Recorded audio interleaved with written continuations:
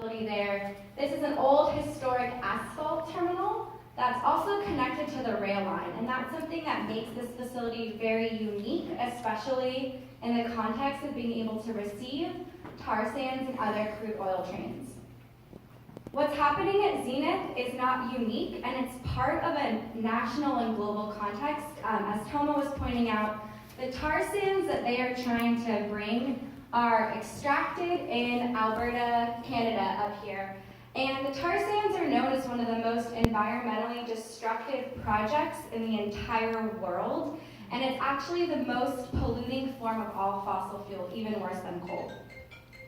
The tar sands are then transported by train, and this map here was a map that was made in 2014, and at the time there was an onslaught of new proposals to export and transport fossil fuels from the interior of the United States to the global market. And when this map was done, all the carbon impact of all these different projects was added up and found out that it had a cumulative impact of 5 Keystone XL pipelines. And at the time, the Keystone XL pipeline was being fought nationally and called game over for the climate. And part of why it's called game over for the climate is because it's a tar sands pipeline, just like how Zenith is bringing in tar sands trains. The decision to do this is not unique. There have been a series of proposals to export crude oil that have been stopped, that have been shut down. And there's also people, as Toma mentioned, resisting tar sands pipelines all across the country. So we are part of this movement of people fighting back against the industry, but also to really recognize that this proposal is not about our local need and our local fossil fuel usage. This project is really about the global fossil fuel market and a rogue industry trying to make its last dollar off of a toxic product. So one of these proposals for a fossil fuel export terminal actually came to Portland. It was called the Pembina Propane Terminal. It was successfully defeated by a coalition of groups and community activists in 2015 who showed up and did some advocacy in Pembina. A lot of people, awesome. These projects have a lot of similarities. Pembina would have brought explosive propane by train through the city of Portland. And the facility itself was also potentially going to be very explosive, have a high risk of explosion. And that's a parallel and a similarity that we're seeing now with Zenith, bringing in tar sands trains and also with some of the seismic liquefaction and explosion issues at the terminal. As a climate activist community, we were really great in mobilizing and leveraging our win against Pembina, and from there actually worked to update the climate action plan to include a policy saying that the city would address fossil fuel exports. The city's climate action plan is internationally recognized. It's calling for an 80% reduction in greenhouse gas emissions by 2050. It's overall really great. So the city followed up on this and did go about passing a resolution in 2015 to state the city's blanket opposition against any project that would, whose primary purpose would be transporting or storing fossil fuels through Portland or any of our adjacent waterways. At the same time that they passed that resolution, the city and Multnomah County also passed resolutions opposing oil trains, talking about how dangerous they were. And at the time that they did this, Multnomah County also then embarked on doing a health assessment, looking at the risks of oil trains, and found huge environmental justice concerns about which communities, low-income communities, communities of color, being the ones most vulnerable because they live closest to the rail lines. One really cool thing is the fossil fuel resolution was a resolution that just sort of stated the city's opposition, but it called for future policies to further pass laws to oppose fossil fuels. So the city passed this thing called the Fossil Fuel Terminal Zoning Code Amendments that basically said that fossil fuel terminals could not build any new large storage tanks and would prevent any new large terminal, something like Pembina, from coming into effect. Not surprisingly, the fossil fuel industry challenged this policy and took us to court, shortly after. But as of December of last year, the city has officially won the court case and has been found that it is a legally viable policy, which is really, really exciting. The city has to now reinstate this policy. So everyone keep your ears and eyes opened. The Bureau of Planning and Sustainability has said they're going to do this summer. So keep your eye open for that. Now, something that's really important to note is none of these policies would have applied to the Zenith expansion, because while Zenith is a new company, their expansion is based on permits filed by their predecessor in 2014. So it's really, really great that the city and county have opposed oil trains and have opposed fossil fuel terminals, but because these policies were passed after the permits were filed, they don't apply. The city and county has also stated its commitment to 100% renewable energy. This is a really, really critical way that we can meet those greenhouse gas reduction goals. And the policy says that the city and county will transition the entire community, all forms of our energy, to be renewable by 2050. And that includes accelerating the transition to electric vehicles, significantly extending service miles and public transit access, and advocating for TriMet to transit to electric buses and other renewably powered options. So plans are in place to transition our transportation off of fossil fuels. So the very things that these terminals are storing, we're making plans to move away from. And in spite of all of this, Zenith is a new company that bought this oil terminal at the end of 2017, and they're trying to grow and expand their fossil fuel business, committing Portland to tar sands.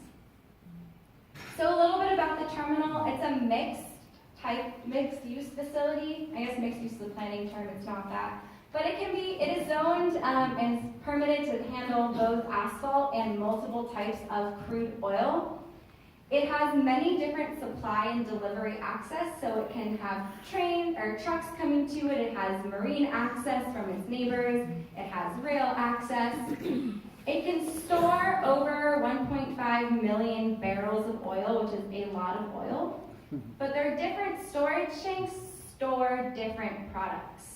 So if people read the Oregonian article from this weekend talking about how they didn't do a tar sands spill test and they did a diesel test instead. So they store about 70,000 gallons worth of diesel, but 70 million gallons worth of tar sands. And they chose to test for diesel safety instead. And so of that 1.5 million barrels, now no, barrels and gallons are not the same, not all of that is tar sands capacity, but a great proportion of it is. Prior to their construction, this facility was very limited in how much they could actually move their product on a given day. They previously had the capacity to unload only 12 rail cars at a time. And a big unit train, the mile-long trains of oil, can have over 100 cars on them. So they were very, very limited. Their construction will enable them to unload 44 rail cars at a time. So they're quadrupling that capacity, increasing the number of barrels that they can move on a given day. Some brief history. This facility is quite old. It was primarily operating as an asphalt storage terminal for many, many years. Even while it was an asphalt terminal, there's still a history of toxic releases and spills coming out of this facility. And I think it's just important to note that when we're talking about fossil fuels, it's not a question of if there will be a spill or an accident, but a question of when. And they've already happened, and we can be pretty sure that it will happen again. In 2014, this company called ARC Logistics bought the asphalt terminal. And ARC Logistics in 2014, they're the ones who filed these permits for expansion. They were the ones who started really to put in motion that switch from asphalt to crude oil. ARC Logistics brought in some black waxy crude and some very volatile crude. It's where the name bomb train comes from, because when those trains derail, they tend to explode. And then ARC Logistics kind of stopped their activity. And one thing that I think is just really fascinating is when reading in old articles that talk about when Paramount Petroleum sold the facility to ARC Logistics, the terminal site gets referred to as a ghost town and a fixer-upper. And I think that's really, really interesting to note that in 2014, this was a fairly dormant facility, and it's been very recently that we've seen companies try to turn it into this mega fossil fuel transport hub. And so it's been just really recently since Zenith bought the facility. They bought the facility in December of 2017 and pretty much immediately started exporting tar sands crude. They were bringing in tar sands crude by train, and then they were actually mixing it with naphtha, which is a diluent, on site to make it so they can actually get the tar sands crude into tankers and onto boats. They stopped doing that, and now they are bringing in a different form of tar sands crude that gets mixed with a diluent before it gets brought here. And so in the short time that Zenith has owned this facility, about a year and a half, they've done very different types of things, exposing us, the community, to a myriad of risks with no transparency about what they're doing. I'm just going to show some pictures now to just help visualize for you all the different stages of this process. Here's a picture of the tar sands. It's super gross. That used to be a beautiful boreal forest that has been clear cut and strip mined into oblivion. From there, the tar sands actually goes through a very long and complicated refining process to actually get there to be something that resembles crude oil, which is then loaded onto trains. When the trains get to Portland, they're parked at the BNSF rail yard that's adjacent to the facility. And then they're slowly brought in. It used to be brought in 12 cars at a time. They're increasing that to 44. The trains are then brought into the Zenith facility that's just right next door to the rail yard, where it's then unloaded into these storage tanks where the product can sit for an unknown amount of time before it gets loaded onto marine tankers, and then will travel down the Willamette and Columbia rivers before going to its final destination. Zenith doesn't actually have its own dock. It uses its neighbors, Chevron and McCall Oil. And that's, I think, a place for us to do a little bit more research, is into these other fossil fuel terminals and figuring out their relationships to each other. And if there are any other looming expansions or projects at any of these neighboring facilities, because we know they have to work together. So I'm just going to give a few key takeaways before passing this on to my fellow speakers. The first is that we're dealing with a new company, but old permits. So Zenith bought the facility at the end of 2017, and they're doing construction with permits filed by the old company in 2014. And even though it's a new company, that has not triggered a permit review. And I think that's something that, as a general public, we can and should be asking for, is for more oversight and more review to really ask that question, is it the same? Is what this new company is trying to do really the same as what the old company's business was? We don't really know what they're doing. They've done a lot of different things. They haven't actually done spill tests. We're learning a lot as a general public from the media and not from the company itself.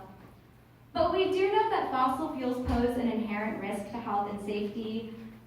Derailment, spills, other accidents are inevitabilities. And we also know that we have less than 12 years to dramatically reduce all fossil fuel use to address climate change. So we have the local immediate health and safety risks, and we also have the broader framework of, in order to address climate change, we have to be getting off of toxic, dirty fossil fuels anyway. So the fifth takeaway is that we want to be saying no to tar sands. And we want to be saying no to them in Portland, but also everywhere else that we're fighting them, and we want to be advocating to keep them in the ground. Thanks, everyone.